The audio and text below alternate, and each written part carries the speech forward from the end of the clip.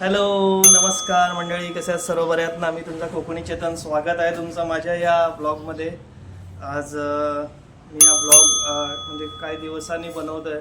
खूप दिवस झाले हा ब्लॉग म्हणजे मी सुरुवात केल्या ब्लॉगिंगला. मध्यंतरी जरा ब्लॉग टाकता नाही आले मला. तर आजचा ब्लॉगचा विषय आहे माझा ट्रेजरर रोलबद्दल. मध्यंतरी मी ट्रेजररवरती एक बनवला होता व्हिडिओ. त्याला आता झाले म्हणजे जवळजवळ काही महिने उलटून गेले. तर त्या व्हिडिओला माझा चांगला रिस्पॉन्स आला, म्हणजे खूप रिस्पॉन्स आला लोकांचा. कमेंट पण आल्या. तर त्या कमेंटमध्ये खूप लोकांनी मला असे प्रश्न पण विचारले. तर म्हणून मी त्या रिलेटेड हा व्हिडिओ बनवायचा निर्णय घेतला. बोललो आज हा तरी व्हिडिओ बनवतो मी, की त्या व्हिडिओच्या माध्यमाने तरी मला त्यांच्याशी संवाद साधता येईल आणि त्यांच्या प्रश्नांची उत्तरं पण देता येईल. म्हणून मी हा व्हिडिओ बनवतो आहे. आणि तुम्ही नक्की सांगा हा व्हिडिओ कसा वाटेल तो. आणि माझा ट्रेजरर रोल याबद्दलचा जो मी हा व्हिडिओ बनवतो आहे त्याबद्दलचे तुमचे अभिप्राय, तुमची प्रतिक्रिया देत राहा. मला पण कळेल व्हिडिओच्या माध्यमातून, कमेंटच्या माध्यमातून प्रतिक्रिया तुम्ही देत राहा. तर सुरुवात करताना पहिलं मी हेच सांगेन की मी मागे पण सांगितलं होतं की माझ्या ट्रेजरचा रोल काय काय आहे ते. तर त्याच्यामध्ये सुरुवातीला मी हे दाखवलं होतं बघा तुम्हाला. प्रत्येक ट्रेजररला हे बुक मेंटेन करावंच लागतं. ममता आली आहे. हॅलो नमस्कार मंडळी सर्वांना, रामकृष्णारी. ममताचा पण खूप सपोर्ट आहे मला ह्या रोलमध्ये. कारण कसं आहे माहिती आहे का, भरपूर लोक येत असतात घरामध्ये, आपल्याला कळत नाही, आपण पण कामावरती असतो. तर त्यांना रिस्पॉन्स पण देणं साहजिकच आहे. ममता देत असते रिस्पॉन्स, तर त्याबद्दल ममताचे खूप खूप आभार. आणि असं खूप सारे रोल असतात ट्रेजररचे पण, जे म्हणजे अननोन असतात. तर ते तुम्हाला आता कळेलच व्हिडिओच्या माध्यमातून. तर सगळ्यात पहिलं हे बुक मेंटेन करावं लागतं आहे बघा, मेंबर बुक, कॅश बुक. हे वेगवेगळं मेंटेन करावं लागतं. हे तर तुम्हाला मी आधी पण सांगितलं आहे. त्याच्यात एंट्री कशी करायची काय हे तुम्ही त्या व्हिडिओमध्ये तुम्हाला बघायला मिळेलच. तो व्हिडिओ, माझा जो आधीचा व्हिडिओ आहे ट्रेजररचा, तो मी ह्याच्यामध्ये लिंक टाकणारच आहे रिलेटेडमध्ये. तर तुम्ही तो नक्की बघा, तर त्याच्यामध्ये तुम्हाला कळेल ट्रेजररचा रोल काय काय आहे ते. तर सर्वप्रथम हे मेंबर बुक हे दरवर्षी बनवावं लागतं. आता बघा मार्च एंड झालं, तर परत हे बुक नवीन बनवावं लागेल. मेंबर बुक, कॅश बुक मी दोन्ही एकत्रच केलं आहे. कारण आमच्या इथे थोड्या फ्लॅट कमी आहेत म्हणून, त्यांच्याकडे जास्त असेल त्यांना बुक वेगवेगळं बनवावं लागेल. त्याच्यात एंट्री करावी लागते दर महिन्याला. हां, आमच्या इथे किती 31 फ्लॅट आहेत, त्याच्यामुळे काय प्रश्न नाही पडत. एका बुकमध्ये सगळं होऊन जातं. मी मला कशाला स्टेशनरी उगाच वेस्ट करा, एका त्याच्यात बनवतो मी. आणि हे आहे, हे बिलची फाईल आहे, जे आपले मेंटेनन्स बिल्स येतात ना ते बघा. प्रत्येक फ्लॅट वाईज मेंटेनन्स बिल येतात, त्याची ही फाईल आहे. मेंटेनन्सचे पण प्रकार असतात बघा. मेंटेनन्समध्ये वेगवेगळं हेड असतो. एक सिंकिंग फंड, रिपेअर फंड हा ठरवते, आपली कमिटी ठरवते किती काढायचा होता सिंकिंग फंड, रिपेअर फंड. आणि आपल्या एरिया वाईज आम्ही केलेलं आहे. एरिया वाईज जो रेट लावला आहे त्या हिशोबाने, फॉर्म्युलाने आमचं मेंटेनन्स हे बनलं जातं. हे CA कडून तुम्ही त्याचं मार्गदर्शन घेऊ शकता. तर त्याच्यामध्ये वेगवेगळे चार्जेस असतात. मेंटेनन्स चार्जेस एक काढलं जातं. मेंटेनन्स चार्जेसमध्ये आपण आपल्या झाडूवालीचा, आपले पाणी सोडणारा किंवा वॉचमॅन असेल, काय खर्च असेल तर ते मेंटेनन्स चार्जेसमध्ये काढलं जातं. ते थोडं जास्त स्वरूपात काढलं जातं. आणि सिंकिंग फंड, रिपेअर फंड हा आपण सेव्ह करून ठेवतो. कशासाठी? जर इन केस कधी काय रिपेअर करायची वेळ आली तर त्या फंडमधून घेतलं जातं. आणि आम्ही एक रिपेअरिंग फंड वेगळा काढतो, कारण आम्हाला आमची बिल्डिंग थोडी म्हणजे झालेत काही वर्ष, त्याच्यामुळे बिल्डिंगमध्ये खर्च येतोच ना, थोडंसं काम करावंच लागतं. त्याच्यामुळे आम्ही हो, आता पण काम चालू आहे. तुम्हाला दाखवेनच बघा, इथे बांबू वगैरे लावलेले आहेत आमच्या सोसायटीमध्ये. हे बघा म्हणजे तुम्हाला दिसत असेल तुमच्या बिल्डिंगचं काम चालू आहे. आणि समोर पण सोसायटी आहे बघा, त्यांचं पण चालू आहे. बांबू लावलेले आहेत ते. तर ह्या रिपेअरिंगसाठी आम्ही वेगळा फंड काढतो आहोत. इकडे बघा ममताचं काय चालू आहे. ममता वालाचं बेड बनवते आज. वाल साफ करते ती. आणि ममताने काय घातलंय खूप छान वाटतंय. हां, खूप छान वाटतंय.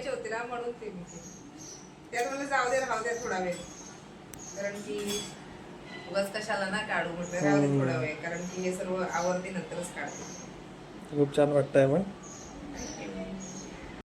मंडळी, आज हा ट्रेजरचा मी जो व्हिडिओ बनवत आहे तर त्याच्यामध्ये मेन कारण हेच आहे की माझ्या या आधीच्या व्हिडिओला आलेला रिस्पॉन्स, तर त्या सर्वांचा रिस्पॉन्स आला, त्यांचे खूप खूप आभार. त्यांनी माझ्या व्हिडिओला एवढा प्रतिसाद दिला आणि एवढा कमेंट पण केल्या त्यांनी. तर मी त्यांचेच आता अभिप्राय मी तुम्हाला वाचून दाखवणार आहे आणि त्यांच्या कमेंटना पण रिस्पॉन्स देणार आहे मी. तर सगळ्यात मोठी आणि सगळ्यात मी पिन पण केली ती कमेंट, ती आली आहे विलास भुते दादांची. विलास दादांनी खूप छान सांगितलं आहे, फार सुंदर माहिती दिली. चेतन हा फारच प्रामाणिक आहे, त्याच्या बोलण्यावरून कळते. आमच्या सोसायटीमध्ये मंथली 1000 रुपीज लागतं. चेक बँकमध्ये टाकण्यासाठी 120 रुपये चार्जेस ट्रेझरर घेतो. फक्त 20 जणांची सोसायटी आहे. सेक्रेटरीला भरपूर टेन्शन असते. इयरली ऑडिट पुष्कळ मुश्किलने होते कारण ट्रेझररला अजिबात टेन्शन नसते. खरोखर मला तुझा व मॅमचा प्राऊड आहे. तुला याचे फळ मिळत राहील. God bless you from Navi Mumbai 400705. धन्यवाद विलास दादा. बघा किती प्रेम मिळत आहे ते, खूप छान. मला हे जरी असं प्रतिसाद भेटला तरी खूप छान भरून येत आहे की म्हणजे ठीक आहे, कुठेतरी फळ मिळत आहे असं बोलू शकतो. धन्यवाद दादा. बघा आता ते स्वतः सांगतात, बघा 20 जणांची स्वतः सोसायटी आहे आणि आमची तर 31 जणांची तरी मी एकटा बघतोय. आणि ते बँकमध्ये पण डिपॉझिट करायचे चार्जेस घेतात 120 रुपये. पण मी तसं काहीच नाही घेत. भले मी बँकेत असलं तरी काय झालं, आपलं पण ते काम कुठेतरी मला पण करावंच लागतंय ना ते, तरी पण मी चार्ज नाही घेत आहे. म्हणजे विचार करा, असलाच चार्ज घेत नाही. आणि त्यांना 1000 रुपये मेंटेनन्स आहे मंथली. वगैरे पण जावं लागतं कधी कधी. आमच्या इथे तर तेवढा मेंटेनन्स पण नाही, तरी पण मी बघतोय. असो, पण दादांचं एवढं प्रेम भेटलं, धन्यवाद दादा. असं सपोर्ट असू द्या आणि व्हिडिओ बघत राहा माझे. या व्हिडिओला पण तुमचा रिस्पॉन्स येऊ द्या. त्यांना श्रीकर चौधरी दादांची आली आहे. सदनिका धारक महिला व सोसायटीची खजिनदार म्हणून जबाबदारी, परंतु तिचा पती बैठकांना उपस्थित असतो ती नाही. उत्तर द्यायला पतीच. हे नियमाप्रमाणे आहे का? श्रीकर दादा तुम्ही बरोबर बोलले, हे नियमाप्रमाणे नाही आहे. जो पण मेंबर आहे म्हणजे ज्याच्या नावावर फ्लॅट ओनर आहे त्यालाच अधिकार आहे हे पद घ्यायचा आणि त्यानेच त्याचीच जबाबदारी आहे. भले कधी इमर्जन्सी असली, काय मेडिकल प्रॉब्लेम असला तेव्हा ते उपस्थित असते, तसं समजू शकतो आपण. पण निर्णय तर त्यांनाच घ्यायचा आहे ना, जे खजिनदार आहे ते. तर हे तुमचं कमेंटला मला तुम्हाला रिप्लाय द्यायचा होता, पण मी या व्हिडिओच्या माध्यमातून दिला. श्रीकर दादा धन्यवाद. तुम्ही पण व्हिडिओ बघत असेल तर तुमचा अभिप्राय नक्की द्या. नंतर सुहास चौधरी दादांची आली आहे. Society budget and tax policy work is responsibility of treasurer. बरोबर बोलले सुहास दादा, ही रिस्पॉन्सिबिलिटी ट्रेझररचीच आहे. पण बजेट तो मांडू शकतो. म्हणजे आपले जे चेअरमॅन आहेत, सेक्रेटरी आहेत, त्यांना तो बजेट देऊ शकतो. बाबा एवढा एवढा खर्च आहे, पुढे आपल्याला एवढा खर्च होणार आहे, त्या हिशोबाने आपल्याला म्हणजे पैसे काढायचे आहेत. पण ह्याच्यावर वर्क करणं आणि इम्प्लिमेंट करणं हे सगळ्या मिळून तो डिसिजन ठरतो कमिटीचा आणि त्याच्यावर वर्क चेअरमॅन आणि सेक्रेटरीज करू शकतो. ट्रेझरर फक्त मत मांडू शकतो. टॅक्स पॉलिसीचं पण तोच बघू शकतो. हे बरोबर बोलले तुम्ही. अरुणाताईंची आले, खूप छान झाला, धन्यवाद अरुणाताई. अवधूत पवार यांची पण कमेंट आली आहे, धन्यवाद अवधूत पवार दादा. गौरव कार्यकरची आली, अभिनंदन, धन्यवाद. संकेत याची आली, सरकॅस्टिक संकेत थँक्यू. संकेत आम्हाला ट्रेनमध्ये भेटला होता प्रवास करताना. मी जेव्हा गावी गेलो होतो होळीला येताना भेटला होता.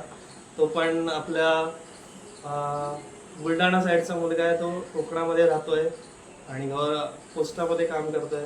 धन्यवाद संकेत. अक्षय ब्लॉग दादांची आली आहे, छान, धन्यवाद अक्षय दादा तुमच्या रिप्लायबद्दल. बकासूर आयडी चालय.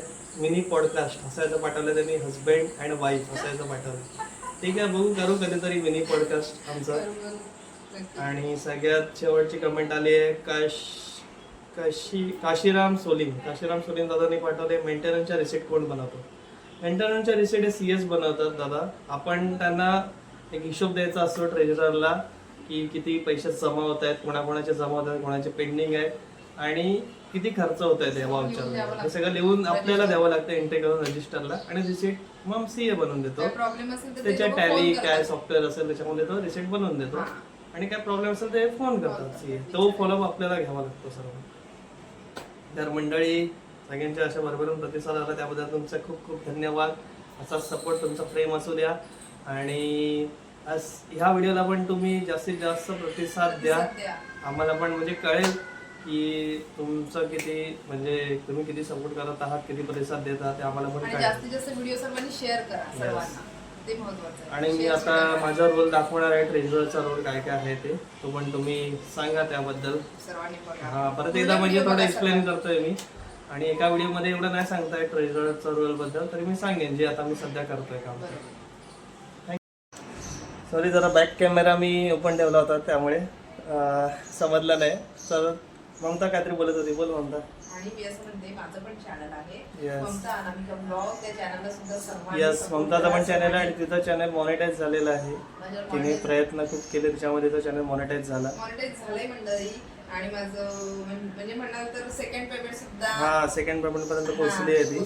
सेकंड पेमेंट पर्यंत. तर तुमचा सपोर्ट असू द्या. सपोर्ट ठेवा सर्वांनी, माझे सर्वांनी व्हिडिओ बघा, सर्वांनी व्हिडिओला लाईक कमेंट शेअर करायला अजिबात विसरू नका. ज्यांनी माझं आणि चॅनल दुसरी सबस्क्राईब गोष्ट केलंय, म्हणजे ममताचं पण चॅनल माझ्या सबस्क्राईब channel ला करा. सबस्क्राईब करा ममता अनामिका ब्लॉग, त्याची मी लिंक देईन असतो डिस्क्रिप्शन मध्ये. थँक्यू. ममता अनामिका ब्लॉग्स आणि कोकणी.चेतन या दोन्ही चॅनलला तुम्ही सपोर्ट करा, सबस्क्राईब करा.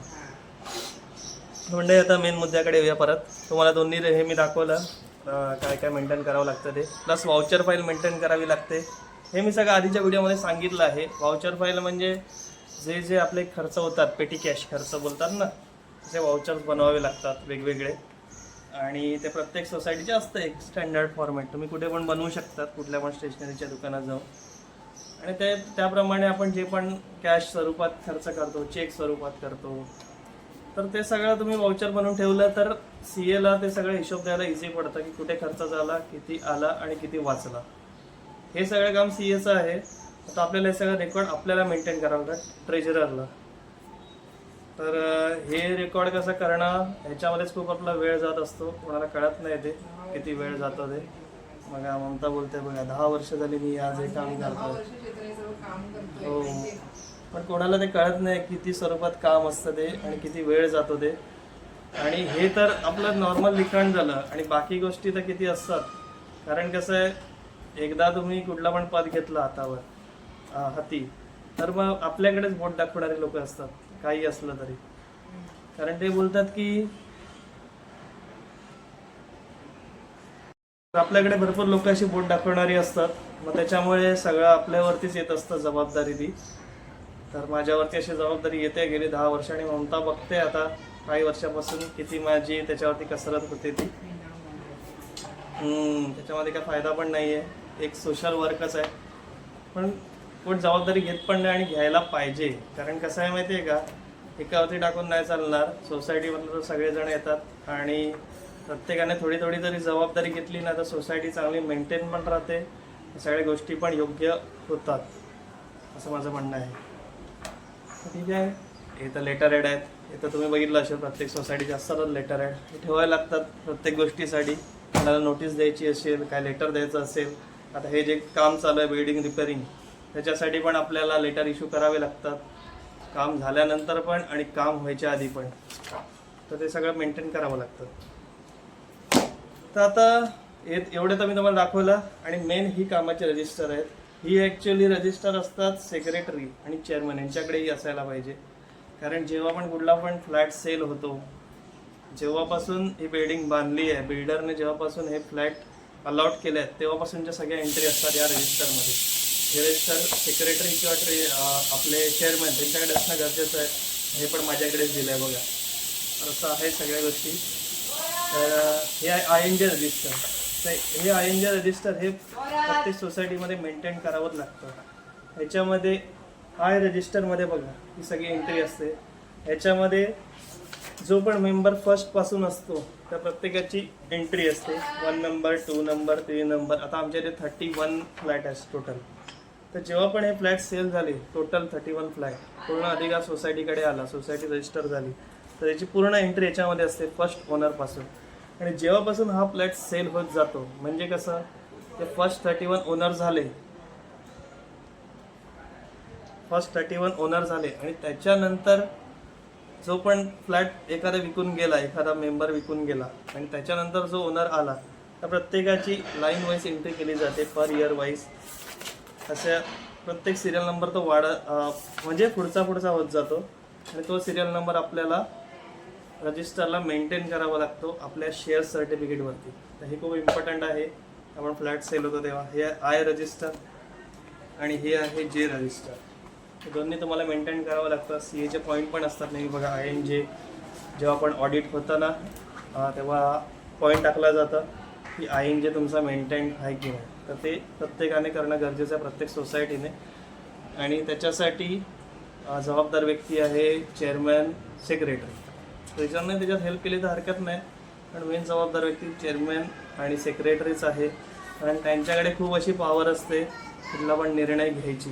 ते पण सांग ना, ते आपण जेव्हा सोसायटीमध्ये हे सगळं काम करतो तेव्हा वाचले ते काय करून ठेवावं लागतं ते पण सांगा.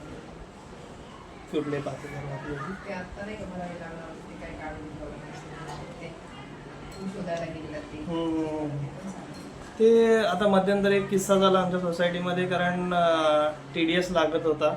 ॲक्च्युली हे जे कॉन्ट्रॅक्टरचं पेमेंट आहे ना, तर कॉन्ट्रॅक्टरला आपण जेव्हा कॉन्ट्रॅक्ट देतो तर त्याच्यावर 1% TDS भरावा लागतो कंपल्सरी. तर त्याचा जो TDS चलन आपण TDS फाईल करतो ना, CAकडे आपण देतो करायला, CAच करते ना ते सर्व. तर त्याचं जे चलन आहे तर ते तुम्ही सांभाळून ठेवणं गरजेचं आहे, नाहीतर आपल्याला पेनल्टी लागते. तर त्याच्यात 2-3 कागद आहेत मला CAने दिले होते. तर ते तुम्ही जर असं काही TDS पेमेंट करत असाल तर CAकडून मागून घ्या ते, आणि तुम्ही स्टोअर करून ठेवा तुमच्याकडे, जवळच ठेवा. कारण ते जर नाही भरलं तर पेनल्टी असते, आणि आमच्या सोसायटीला ती पेनल्टी आहे 5,000 रुपये. तर आम्ही त्याचा कागद खूप म्हणजे रात्रभर शोधत होतो, मी सेक्रेटरी, आमच्या ज्या स्टोअर करून ठेवतो त्या कपाटामध्ये. तर ते खूप इम्पॉर्टंट आहे, म्हणताना त्याचं आठवण करून दिली. तर तुम्ही पण ते काय TDS पेमेंट करत असाल तर ते सगळे कागद तुम्ही सांभाळून ठेवा, एका तुमच्या रेग्युलर इथे ठेवा की कधी पण भेटेल तुम्हाला हँडी असं. इम्पॉर्टंट आहे ते खूप इम्पॉर्टंट आहे. तर हे जे रजिस्टर बघा, ह्याच्यात पण एंट्री केली जाते सिरियल नंबर वाईज. आणि ह्याच्यामध्ये जर 2 ओनर असतील तर त्यांचं बघा, त्या दोघांचं नाव लिहिलं जातं, जे स्वरूपात लिहिलं जातं जॉईंट असेल तर. आणि सिंगल असेल तर O लिहिलं जातं. O म्हणजे ओनली एकच ओनर. ते ह्या 2 रजिस्टर इम्पॉर्टंट आहे मेंटेन करणं. आणि हे आहे मेन नॉमिनेशन. हे बघा नॉमिनेशनचं पण रजिस्टर मेंटेन करणं गरजेचं आहे. आणि नॉमिनेशन फॉर्म जो आहे बघा 3 स्वरूपात असतो, 1, 2 आणि 3. ह्याच्यातली एक कॉपी असते ओनरकडे, एक कॉपी असते आपल्या सोसायटीच्या ह्याच्यात, आणि एक कॉपी आपण 2 कॉपी असतात सोसायटीकडे आणि एक कॉपी असते ओनरकडे. हे ट्रिप्लिकेट स्वरूपात ही मेंटेन केली जाते आपल्या. तर हे नॉमिनेशन रजिस्टर, INJ रजिस्टर अशा प्रकारे मेंटेन केलं जातं. आणि अजून एक असतं शेअर रजिस्टर, जे आपण शेअर सर्टिफिकेट इश्यू करतो ना. आता हे नॉमिनेशन रजिस्टर आहे बघा. ह्याच्यामध्ये पण पर फ्लॅट वाईज एंट्री असते, कोणाकोणाला आपण फ्लॅट नॉमिनेट करतो त्याची एंट्री असते. हे सगळे रजिस्टर आपल्याला मेंटेन करावे लागतात जेव्हा आपण सोसायटीचा कारभार हातात घेतो तेव्हा.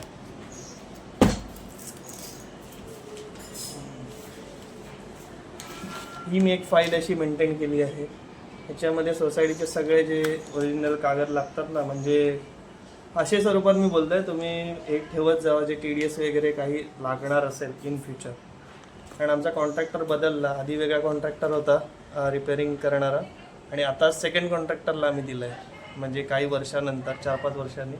तर त्याच्यामुळे ते ओल्ड त्यांना चलन नंबर लागतो, म्हणून ते ममता बोलली की ते पेनल्टी असते. तर ही फाईल अशी मी मेंटेन केली, अशी पाहिजे तुम्ही पण मेंटेन करू शकता. त्याच्यामध्ये सगळं तुम्ही FD सर्टिफिकेट, सोसायटीचे करंट पासबुक्स जे लागणार तुम्हाला ते, कारण ऑडिटसाठी कसं आपल्याला स्टेटमेंट वगैरे सगळं द्यावे लागते ना CAला. मग ते तुम्ही वर्षभराची पकडा, एप्रिल टू मार्च या पिरियडची तुम्ही करंट इयरची नेहमी ठेवत जा जवळ, म्हणजे लागले तर CAला लगेच देऊ शकतात, म्हणजे तुमचा त्रास वाचला. हे सगळे मी शॉर्टकट्स थोडे वापरतो, थोडं बँकिंग लाईनमध्ये असल्यामुळे मला ते थोडे शॉर्टकट्स माहिती आहे. तर तुम्ही पण कोण ट्रेजरर असेल, ज्यांना ओव्हरलोड पडत असेल, त्यांनी या सगळ्या गोष्टी थोडं तुम्ही पण करा बाळगाजवळ, म्हणजे तुम्हाला ते हेडेक नाही होणार त्याचा, असं थोडक्यात. तर हे सगळे पॉईंट झाले. आता हे आहे बघा, CA प्रत्येक याच्यात जेव्हा एक ऑडिटर अपॉइंट करत असते आणि तो ऑडिटर आपला रिमार्क टाकत असतो की तुम्हाला काय करायचं आहे ते. तर ऑडिटरने असे रिमार्क टाकलेत, आम्हाला पण दिलेत बघा, की the building society is not insured. Actually building society insurance असणं गरजेचं आहे. आमचं थोडं मध्ये रिपेअरिंगचं वगैरे काम चालू होतं म्हणून थोडं ते राहिलं. आता आम्हाला करायचं आहे सोसायटी इन्शुरन्स, तर ते गरजेचं आहे. तुम्ही पण करून घ्या, कारण जर कुठली नैसर्गिक आपत्ती आली तर इन्शुरन्स असेल तर आपल्याला त्याचा क्लेम, त्याचं बेनिफिट मिळतं. तर तुम्ही पण इन्शुरन्स काढून घ्या. Nomination forms shall be collected from all the members and shall be came up to date. बघा आमचं काय झालं, आमचे जे नॉमिनेशन फॉर्म आहे ते ओल्ड आधीचे मेंटेन केले आहेत, त्याच्यानंतर कोणी केलेलं नाही आहे आणि कोणी पद घेतलंच नाही. जेव्हा मी आलो, मी पण कसं डायरेक्ट पद अंगावर घेतलं आणि स्वतःच शिकत गेलो, करत गेलो. मला फक्त जे आधीचे ट्रेजरर होते त्यांनी थोडा बहुत काहीतरी दाखवलं, पण मी परत त्यांना विचारत नाही गेलो, मी स्वतःच करत गेलो. त्याच्यामुळे मला हे सगळं क्लिअर झालं. असं तुम्ही पण स्वतः जेव्हा करतील तुम्हाला पण कळेल काय काय गोष्टी असतात ते. तर नॉमिनेशन फॉर्म्स तर आमचं करायचं बाकी आहे. INJ तर आम्ही केलं आहे मेंटेन, आणि इन्शुरन्स ह्या 2 गोष्टी आमच्या बाकी आहेत, त्या आम्ही नक्कीच करून घेऊ रिपेअरिंग वर्क झाल्यावर. So that advise to create fixed deposit amount in the bank account. हां, जर तुमची अमाऊंट काही एक्सीड होत असेल तर ते FD स्वरूपात ती अमाऊंट ठेवावी. कारण का माहिती आहे का, आपण जर फंड फक्त सेविंगमध्ये क्रिएट करून ठेवला सोसायटीचा तर त्याने काही उपयोग नाही होणार ना. आपल्याला कसं तो फंड जर आपण स्टोअर करून ठेवला तर कुठेतरी त्याचा बेनिफिट मिळतं ना, थोडा इंटरेस्ट जास्त भेटतो FD स्वरूपात ठेवला तर. किंवा कधी इमर्जन्सी लागला तर आपण तिथून काढू शकतो फंड, म्हणून FD स्वरूपात करावी. ते एक चांगला पॉईंट आहे. आणि structure audit shall be conducted once in 5 years. Yes, जेव्हा आपली बिल्डिंग 15 ते 30 वर्षाच्या मध्ये होते, ॲज पर बाय लॉज त्याचं स्ट्रक्चर ऑडिट करावंच लागतं. आमचं झालं आहे म्हणून तर आम्ही रिपेअरिंगवर काढलं आहे आधी. तो पॉईंट टाकला आहे CA ने. ह्या सगळ्या गोष्टी आहेत, ह्या ट्रेजरला मेंटेन कराव्या लागतात. तर ही आता अजून एक शेवटची फाईल दाखवतो. हे केलं आहे मी, जे भाडेकरू देतात ना टेनंट, तर त्यांची ॲग्रीमेंट घेऊन ठेवतो. त्यांनाच कंपल्सरी सबमिट करायला लावायचं. जो पण भाडेकरू असेल त्याची पोलीस कॉपी पण गरजेची आहे भाडेकरूची. तर हे मेन आपल्या रेकॉर्डला ठेवायचं, म्हणजे इन केस कधी काय प्रॉब्लेम झाला सोसायटीमध्ये तर आपल्या भाडेकरूची डिटेल आपल्याकडे हवी म्हणून. तर ॲक्च्युली फाईल पण सेक्रेटरीकडेच असायला पाहिजे, ती माझ्याकडे आहे बघा. आणि देतात ॲग्रीमेंट आणून सर्व. एकदा बोललं हे करतो तर त्याच्याकडेच देणार, असं असतं ते सर्व, बाकी काय नाही. त्या एवढ्या सगळ्या फाईल मी मेंटेन केल्या, तुम्हाला दाखवल्या. अशा वेगवेगळ्या फाईल असतात, अजून पण वास्ट आहे ट्रेजरर रोल. त्याबद्दल एका व्हिडिओमध्ये नाही सांगता येणार, पण सांगत जाईल तुम्हाला जसं जसं मला होत जाईल, सांगता येईल किंवा अजून मला सुचेल तसं मी सांगत जाईल. आता सध्या तरी मी तुम्हाला जेवढं माझ्या रिलेटेड आता मी करतोय सध्या करंटली ते मी तुम्हाला दाखवलं. आणि हे बघा, हे सगळे पॉईंट्स आम्ही डिस्कस केले होते जेव्हा आमची AGM घेतली ना आम्ही, तर काय काय पॉईंट्स बोलायचे बघा, कसे लिहून काढले आम्ही. त्याप्रमाणे आम्ही AGM मीटिंगमध्ये हे सगळे पॉईंट्स मांडले होते. अशी पूर्वतयारी करावी लागते प्रत्येक मीटिंगची, कमिटी मीटिंगची पण आणि AGM मीटिंगची पण. AGM मीटिंग तर वर्षाला एकदाच होत असते, कधी इमर्जन्सी पडली तर आपण घेत असतो, आणि कमिटी मीटिंग तर दर महिन्याला होत असते. ते आपल्यावरच आहे कधी घ्यायची कधी नाही ते. तर असे भरपूर कामं असतात सोसायटीमध्ये बोलायला गेलं तर, आणि करायला गेलं तर, आणि नाही केलं तर काहीच नाही, एवढा नक्की आहे. हे बघा, आम्ही असे पार्किंगचे स्टिकर पण बनवून घेतले आहेत बघा. हे आम्ही आता म्हणजे बाईकला लावणार आहोत हे स्टिकर, ते बनवून घेतले आहेत आम्ही आमच्या इथे सोसायटीमध्ये. जे बाईक्स, हां त्याच्यावरती पण लक्ष ठेवायला लागतं. कोणाची बाईक नवीन आली, कोणाची गेली तर माणूस पहिलं सांगतो की माझी बाईक नाही आहे, माझं पार्किंग चार्जेस रिमूव्ह करा म्हणून. पण जेव्हा कोण नवीन गेलो तेव्हा कोणच नाही सांगत, तर ते लक्ष ठेवायला लागतं बघा. हा पण एक रोल आहे. 4 व्हीलर तर आमच्या इथे तेवढी कोण लावत नाही, जागा नाही तेवढी, बाहेरच लावतात. पण 2 व्हीलरवर लक्ष ठेवावं लागतं. हां, आणि पार्किंग चार्जेस आपण वाढवू शकतो का त्याच्याबद्दल पण तुम्ही अभिप्राय द्या नक्की. तुमच्या सोसायटीमध्ये तुम्ही ठरवतात का पार्किंग चार्जेस वाढवण्याबद्दल? कारण मी मध्ये मांडलं होतं वाढवूया म्हणून, पण कोणी ते अंमलात नाही घेतलं. आपल्याला काय, सोसायटीमध्ये फंड जेवढा जमा होईल, सेव्ह होईल, तेवढा आपल्यासाठी चांगला असतं ना. तर मी मांडलं होतं मध्ये की पार्किंग चार्जेस घेण्यात यावं, पण कोणी रिप्लाय दिला नाही त्याबद्दल. तर तुमचं काय मत आहे, वाढवू शकतो का आपण पार्किंग चार्जेस? NOC चार्जेस पण वाढवू शकतो का, ते पण त्याबद्दल तुम्ही सांगा. आम्ही CAला विचारलं आमच्या, पण CAने तेवढा रिस्पॉन्स नाही दिला. ते बोले तुमच्यावरती आहे का, तिने काय एवढं सांगितलं नाही. तर तुमचं काय मत आहे, अभिप्राय मला या व्हिडिओमध्ये सांगा नक्की, की आपण सोसायटीचे जे आता NOC चार्जेस आपण घेतो, आम्ही जे भाडेकरू देतात ना, तुम्हाला दाखवले ॲग्रीमेंट, त्यांच्याकडून NOC चार्जेस घेतो. त्याची बाईक असेल त्याच्याकडून पार्किंग चार्जेस घेतो, बाईक पार्किंग चार्जेस. तर ते आपण वाढवू शकतो का दोन्ही चार्जेस, त्याबद्दल तुम्ही अभिप्राय द्या, कमेंटद्वारे कळवा. म्हणजे मी माझ्या सोसायटींना सांगेन, सोसायटीच्या चेअरमॅन सेक्रेटरीना सांगेल, बघा अभिप्राय आला आहे लोकांचा की वाढवू शकतो आपण, कितीपर्यंत वाढू शकतो ते पण तुम्ही कळवा. तुमच्या इथे किती आहे काय ते पण कळवा कमेंटद्वारे. तर असंच आपण भेटत राहू मंडळी, असाच सपोर्ट असू द्या. आणि तुम्ही जो जो अभिप्राय दिला माझ्या आधीच्या व्हिडिओला, तर या व्हिडिओला पण द्या. तुमचा सपोर्ट प्रेम असंच असू द्या. आणि मी जे हे ट्रेजरचा रोल करतोय त्याबद्दल तुमचं मत नक्की सांगा. मी करतोय ते सगळं योग्य करतोय आणि माझ्याबरोबर पण योग्य घडत आहे की अयोग्य घडत आहे ते पण तुम्ही नक्की सांगा. तर सगळ्यांनी माझ्या चॅनलला फॉलो करा, सबस्क्राईब करा, कोकणी.चेतन. आणि ममताच्या पण चॅनलला पण करा, ममता अनामिका व्लॉग्स. दोन्ही चॅनलला भरभरून प्रेम द्या, सबस्क्राईब करा, लाईक करा, कमेंट करा, शेअर करा. आणि ममताच्या व्हिडिओला हाईप पण द्या, तिचं चॅनल मॉनिटाईज झालं आहे म्हणून. चला बाय मंडळी, भेटू आपण नेक्स्ट अशाच व्लॉगमध्ये. आणि ट्रेजरर रोलबद्दल आणि सोसायटी रोलबद्दल मी अजून पण व्हिडिओ घेऊन येईन. तुम्ही तुमचा अभिप्राय जसा भेटेल तसा तुम्हाला माहिती देत राहीन, काय नवीन पाहिजे असेल तर. बाय, सगळ्यांनी काळजी घ्या, धन्यवाद.